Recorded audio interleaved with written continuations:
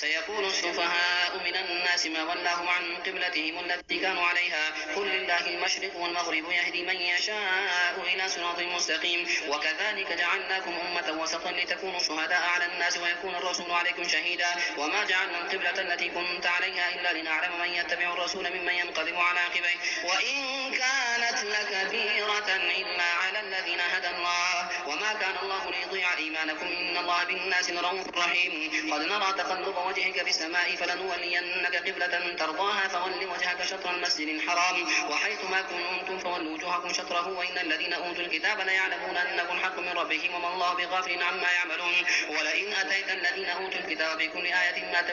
تبعوا قبلتك وما أنت بتابع قبلتهم وما بعضهم بتابع قبلة بعض ولئن اتبعت أهواءهم